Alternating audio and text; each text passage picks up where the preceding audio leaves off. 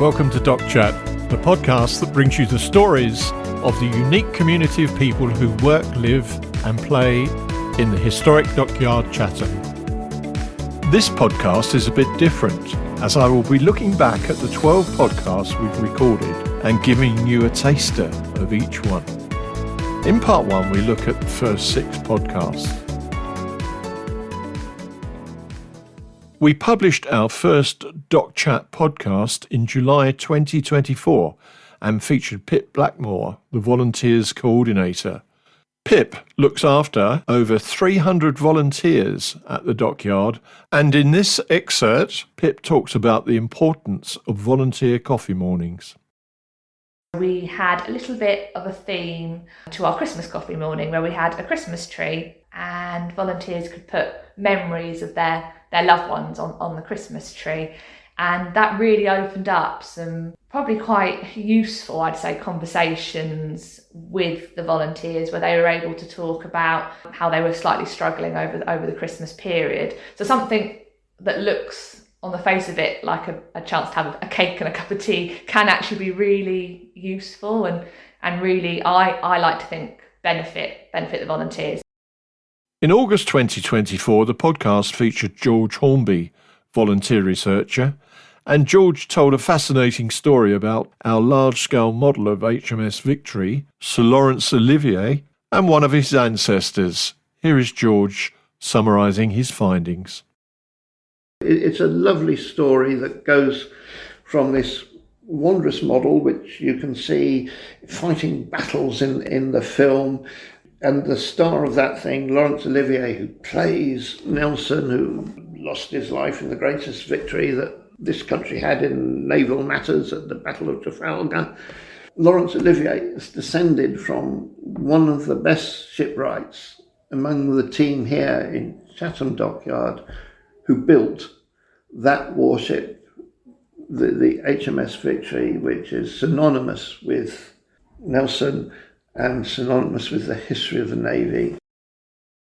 The third podcast was launched in October 2024 and featured Vicky Mulford, Engagement Officer. Here Vicky is talking about her relatives who've worked at the dockyard. So I have family links to the dockyard. My granddad did a 4-year electrical fitter apprenticeship here between 1944 and 1948. But he then left the dockyard. He joined the Merchant Navy for 4 years and then basically spent the rest of his career up at GEC, what is now BAE Systems. I think my biggest regret is probably not asking him enough about it, and he died in 2018.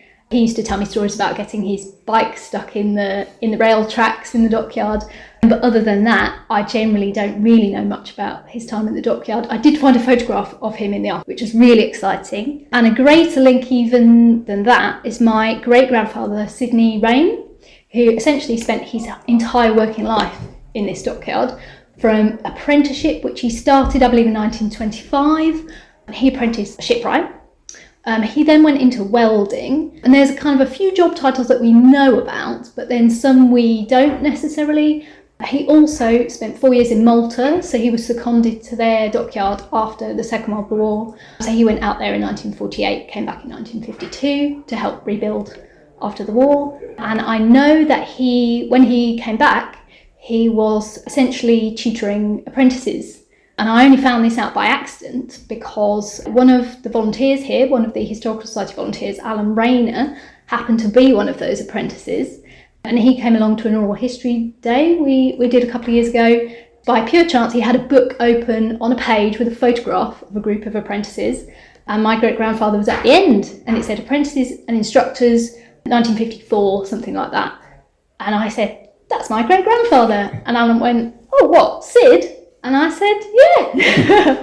And I said, I never met him because although he was a young father and grandfather, he unfortunately passed away from asbestosis, as many did, 5 years before I was born. Although his wife, my great-grandmother, was still alive when I was young. But I think even at that age, I was 6 when she died, I wouldn't have thought really to ask them about. The dockyard wasn't kind of in my thoughts really at that age, although I had visited at that age. Yeah, so Alan just happened to have this book on him. I saw this photograph, and so it turns out he taught Alan as an apprentice, And then later on in his dockyard life, so this was a job that we had no idea he had, he retired as an estimator in the dockyard. And Alan also trained as an estimator, and Sydney trained him basically later in his dockyard career. The second podcast, released in October 2024, was Alex Rowling of Master Ropemakers. In this part, we hear how Alex set up the ropery retail offering. I saw potential for an opportunity when I first started here. I could see visitors arriving. They were really enamoured by what they saw within the ropery, and they wanted to take a little bit of that away with them. But there was nothing there. There was nothing to buy apart from gift books and things like that. So one of my first jobs here was to create the retail opportunity and set up a shop here. And we tried to do that by creating products which relate to the dockyard but are still fun, a little bit of a treat, and relate to modern day living. So things like paperweights, key rings, the sailor's brush, and one of the favourites, which is monkey fist doorstops. We sell thousands of them. The shop took a little while. It was really hard to work out what people liked. And in my position, I was also an admin assistant, so I had to do that as my day job while still developing this idea of retail. And then trying to sell these products as well to other companies, which we do now. But at the time, it was quite difficult convincing these people that they wanted to buy what we were selling. It's quite hard to relate rope if you haven't seen it manufactured. It's just a thing.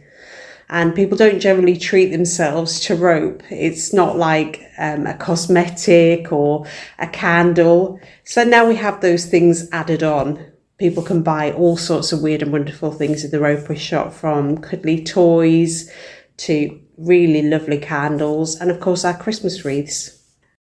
The November 2024 podcast launch featured Phil Webb, volunteer museum guide and researcher. This short clip reveals how Commissioner's House was used by the Army in World War II. Not a lot of people know that the Commissioner's House was the general headquarters of the 4th British Army during the Second World War.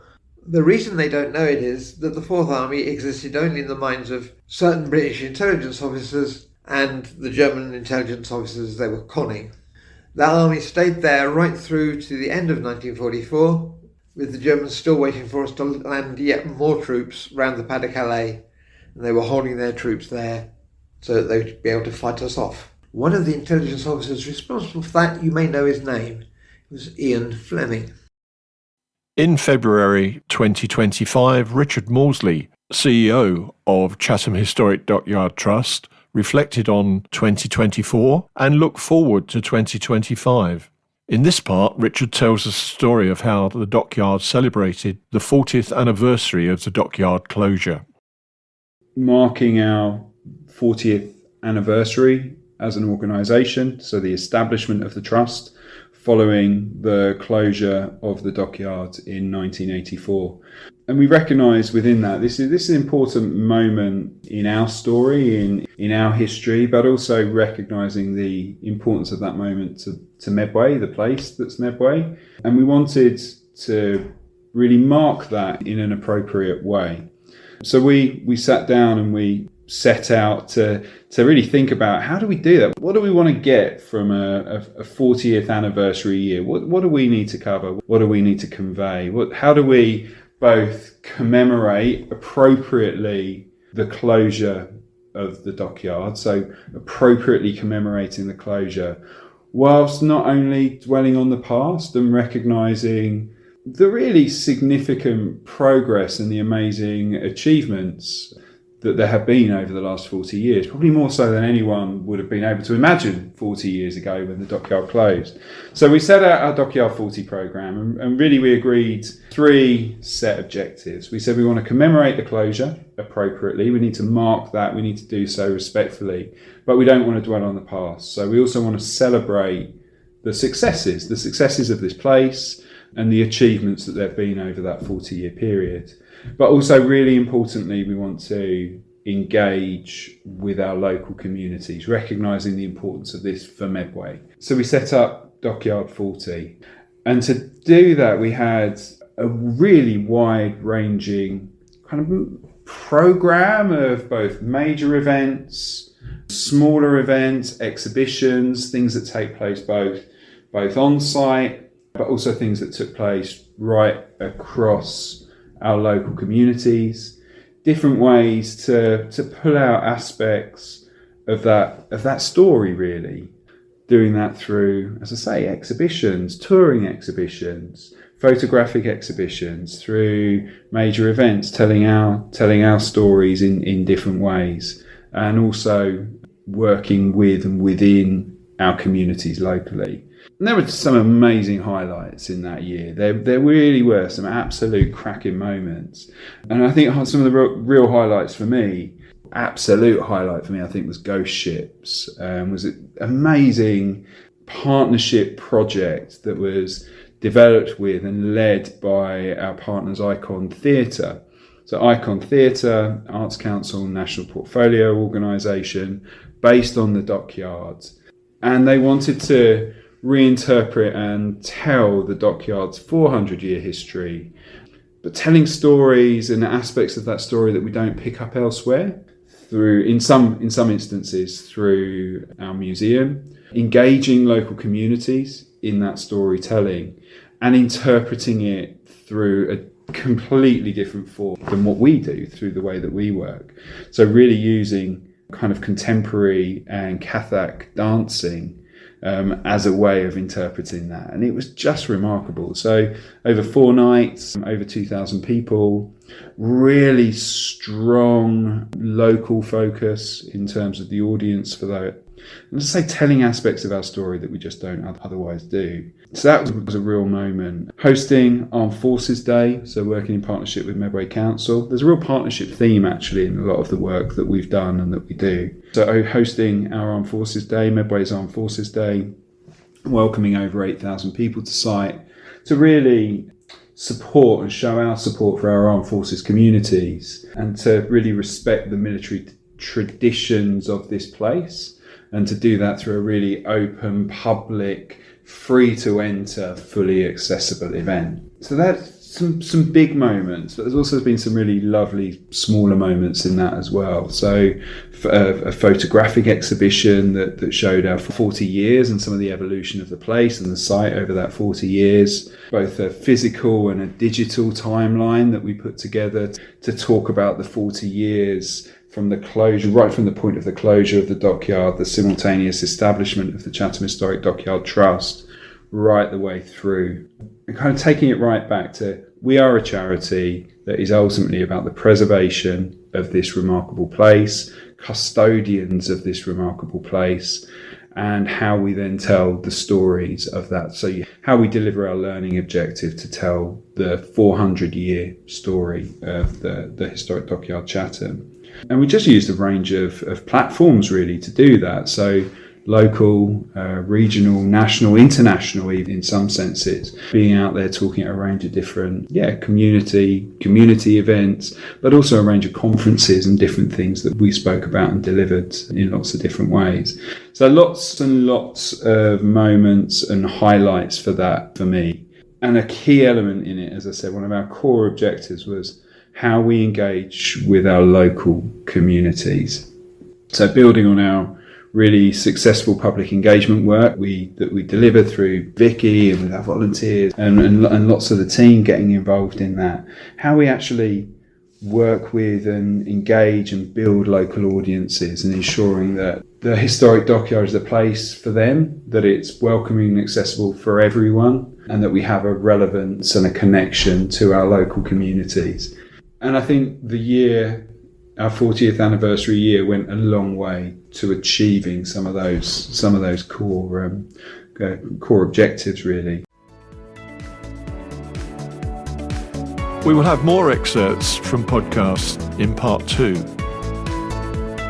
Please note the dockyard is now closed to the public and reopens on the 12th of February 2026. To find out more about visiting the dockyard, go to the website, which is easily accessible by typing Historic Dockyard Chatham in your browser, or if you want the website address, it is thedockyard.co.uk. That is thedockyard.co.uk. You will be able to buy tickets for 2026 online, and the great thing is the cost of a ticket gives you access to the dockyard for a year. In 2026, the new exhibition in Number 1 Smithery is Ocean Photographer of the Year. The exhibition showcases 116 award-winning photographs, bringing together the very best ocean, wildlife and underwater photography from around the world.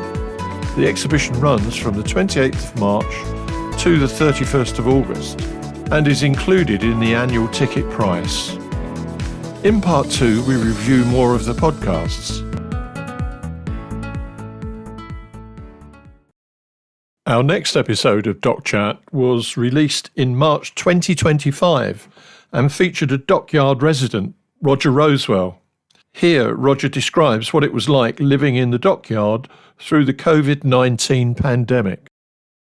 When COVID struck and the country was shut down, paralysed, living in the dockyard was like living in a medieval hilltop village or town with walls, and the walls became almost a fortress. And within the dockyard, bounded on the one side by the walls, the river, you felt safe from the virus. I know that some people in the dockyard obviously became unwell. They went to work, they contracted illnesses. But overall, living in the dockyard in that remarkable, strange period was quite unlike much of the country was enduring. So it was a special time and a special place. And once upon a time, I remember walking our late dog around the yard late at night, which is always, incidentally, a marvellous time of the day to be here because it's silent, the shapes, the walks. It's an extraordinary experience. I remember walking our dog and we could hear sirens coming along Dock Road outside the wall. And again, that emphasised the separation between the outside world and the yard. It felt a bubble, its own place. In April 2025, our podcast featured John DeRose, a former shipwright and now volunteer of the dockyard. In this part, John describes his role in the reading room. I became a reading room steward. I asked for applications and then I assisted in setting up the new reading room, identifying, locating books. Approximately 8,000 are in the reading room at the moment. They're used for research purposes and recording all of them in the Trust's online systems. So I became a bit of an expert on some of the systems that I didn't know in the past. We have many old and valuable books, predominantly associated with the Royal Navy, some of them associated with Chatham Dockyard. And the reading room contains books on all aspects of naval history, exploration, shipwrecks, and many, many other subjects, some of which are loosely associated with the dockyard, others are very pertinent. I also receive donations and record them in the computer systems as requested by the collections team. And I assist the collections team in various other aspects as and when they require my help. We also have another 8,000 plus books up in the archive. This process is similar to the one in the reading room and is ongoing. And that's currently the work I'm doing at the moment. My main role as a reading room steward is to assist researchers in the reading room. Some of them by appointment, which they ring up and ask to come in, and others as walk-ins from the gallery. And we welcome anybody who wants to come in and just knock on the window or ring the bell. We're happy to assist. We've had as many as 400 researchers in the past few years. Many have connections to the yard or the Navy, and others just as an interest to come and see what the books are like. And some of them get lost in looking around. In June, the podcast featured the Brickwrecks exhibition, Sunken Ships in Lego Bricks. And I spoke with Em Blamey of the Australian National Maritime Museum, who is the creative producer of the exhibition. Here, Em explains how she created Brickwrecks.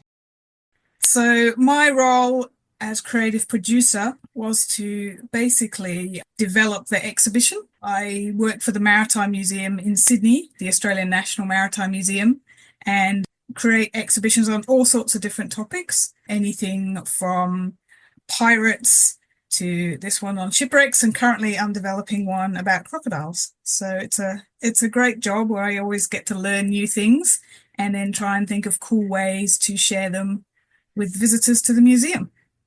When I get a new topic, I guess my first thing is to research that topic and learn all about it for myself.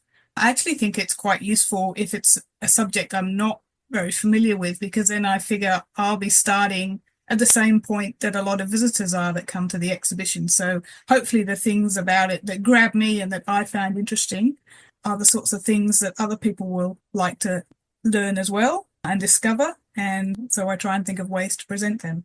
So after I've sort of researched and found all the cool stories in the topic, I then sort of have to think about how they might sit together to form an exhibition. With brick wrecks, it was fairly easy because they're in chronological order, starting with the oldest wreck, coming right through to the newest one. But for other topics, it's not as straightforward. And there doesn't always have to be a set structure, but it can help, certainly can help you decide what to include and what not to. And then you have to sort of work out how you're going to tell those stories. Are you going to find objects either from the museum's collection, or borrow them, or purchase them, or commission someone to create them? Or are you going to do it through audio visual, through footage or films or interviews with people? Or are you going to create interactive experiences, which might be something as simple as sort of lifting flaps or opening doors, or more complicated augmented reality. We have a fantastic exhibit in Brickrex where you can use tablets to get more information about the Lego model, which is about the Pandora. And the Pandora shipwreck, most of it is still there, but it's under the sand, so you can't see it. But through the magic of augmented reality, you can actually see what Pandora looked like.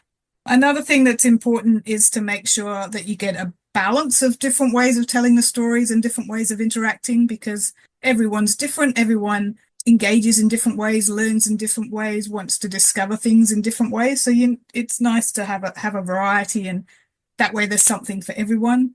And it also means that people going through the whole exhibition don't get tired or bored of always interacting in the same way. We also need to take into account who the exhibition is aimed at. Is it for little kids? Is it for adults? What our budget is, how big it is, and whether it's going to travel. So whether we have to design it to pack up and ship out, or if things can just be bolted down and never move again. So that's sort of the process of creating an exhibition.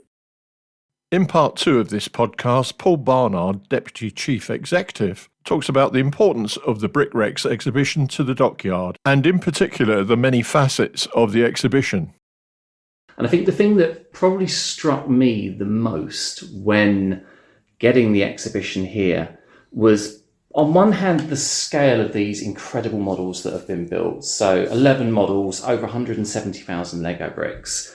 Incredible feat of Lego engineering, for want of a better phrase, to bring the stories of these ships to life. But not only is it an amazing exhibition that shows just what you can do with Lego, but actually using it as a medium to tell the stories of 8 really iconic shipwrecks from around the world, dating back from the Bronze Age right through to more modern shipwrecks like the Rena, which we tell the story of in the exhibition itself, really brings those stories to a wide range of audiences. So when you think of Lego, you think of something that is aimed primarily at a family and child audience, and it's great. It's a really, really interactive exhibition that really engages young minds in the stories of those shipwrecks, into shipbuilding technology and what we can learn from shipwrecks. So their impact on the environment, their impact on the economy, their impact on human lives, ultimately. But also there's some really, really great content in there for adult audiences as well. Learning about the shipwrecks themselves, the stories, how they came across their tragic fates in all cases.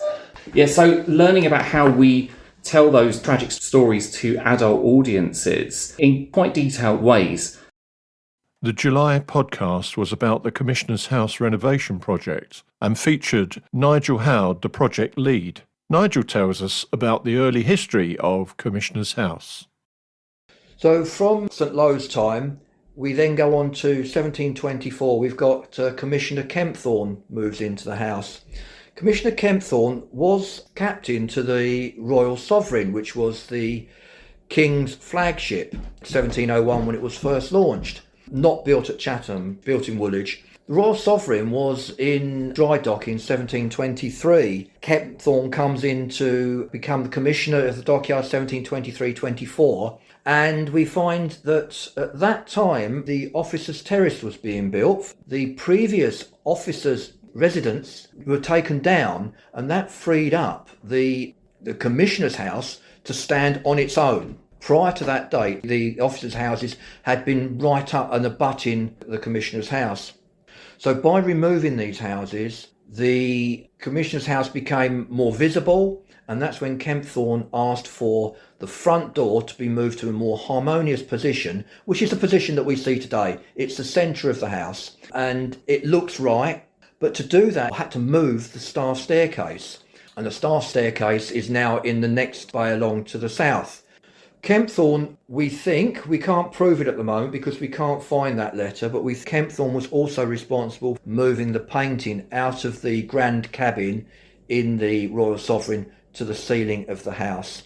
The Royal Sovereign was in the dockyard to have a major refit, and I would suspect that that was the time that the painting was removed.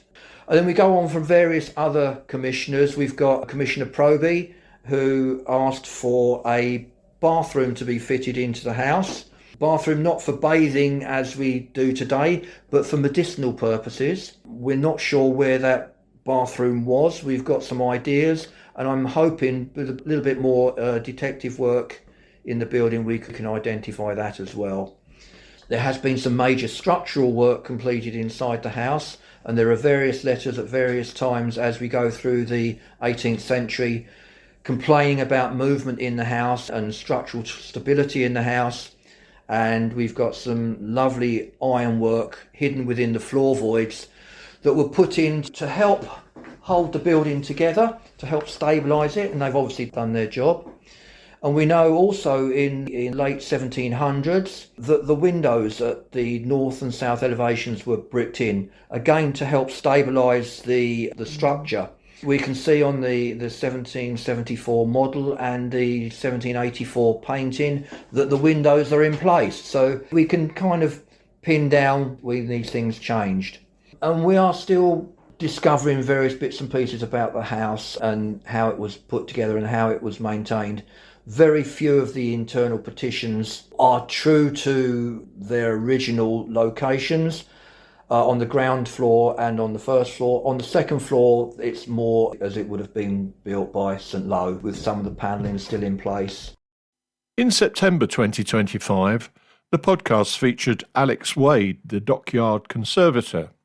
In this part, Alex explains the difference between conservation and restoration.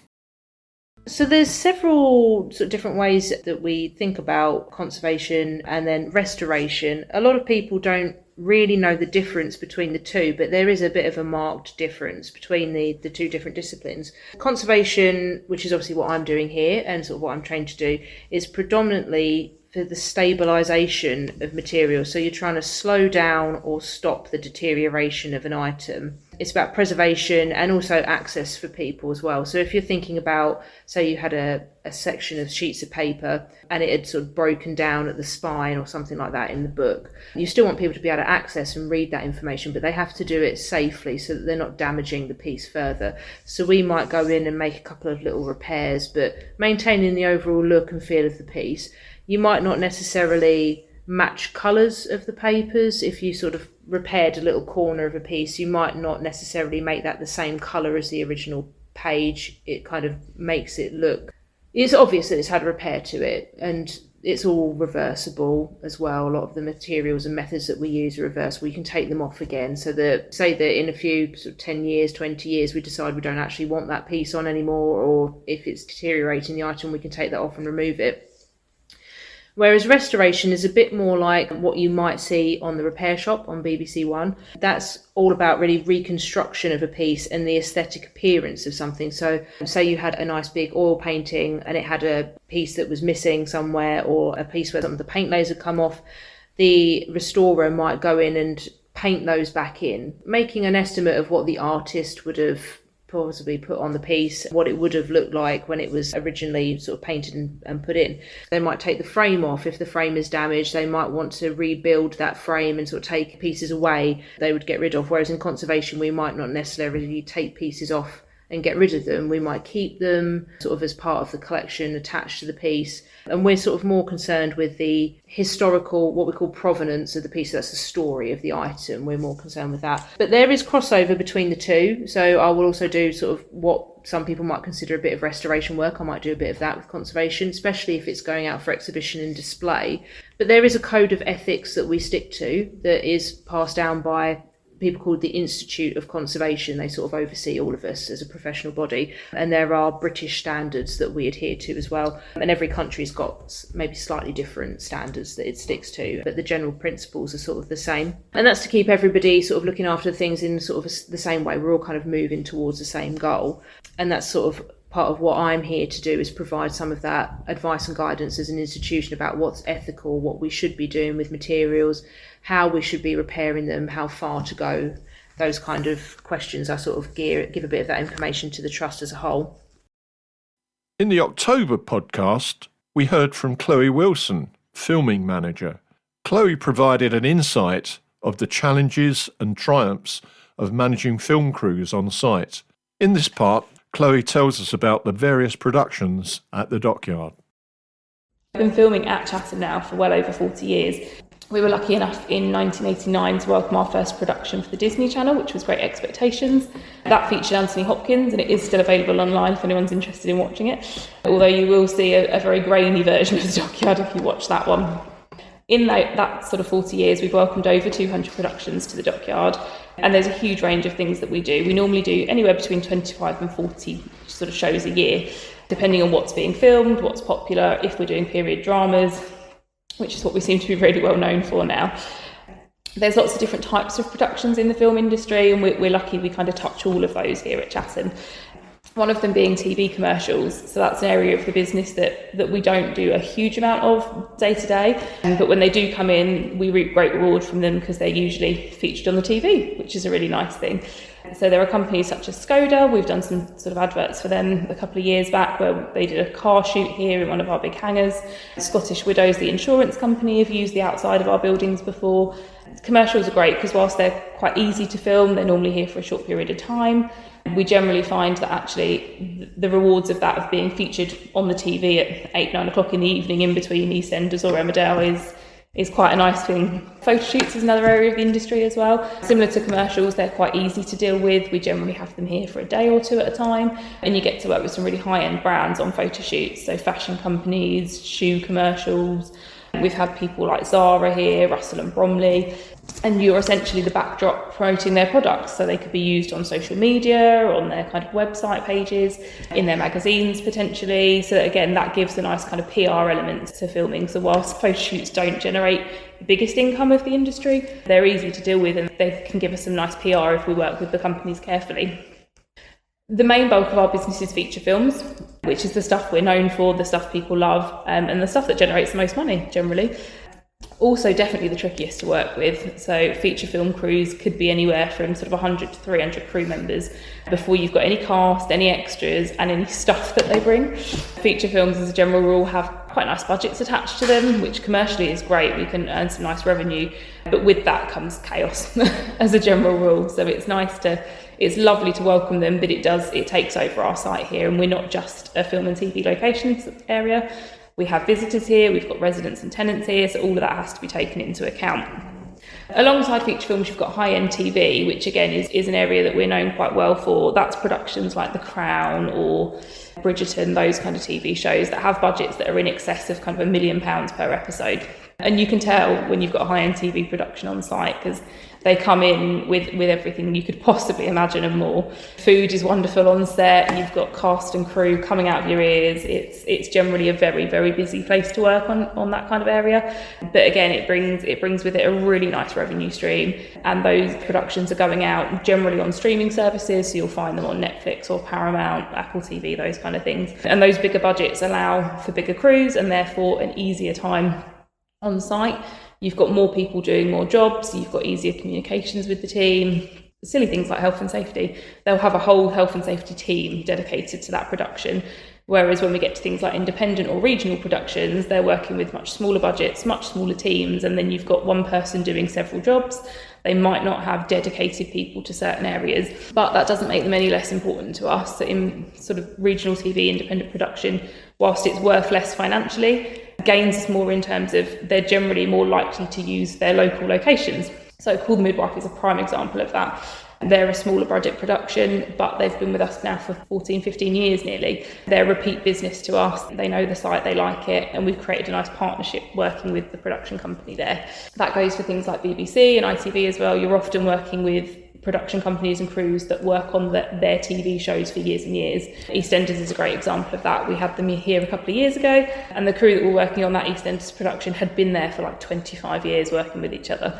So they knew how their team worked inside out. They also knew that they like to work Monday to Friday. They don't like to do too many evenings, and they prefer avoiding the weekends. So stuff like that really helps. We also do music videos, which is an area of the business that isn't always there. It's very hit and miss as to kind of how often you might find that you get a music video coming in. 2022, 2023 was our bumper year for music videos. We seem to have everyone wanting to film a music video here, which is a great thing. Like, that was wonderful for us. And again, with a music video, you're getting that PR exposure to millions of people at a time, which is really nice. And we have welcomed some really famous faces that year. So bands, the 1975 were a big one. They kind of filmed here and then headlined to Glastonbury the following year. Bewitched were a band from the 90s that made a comeback here.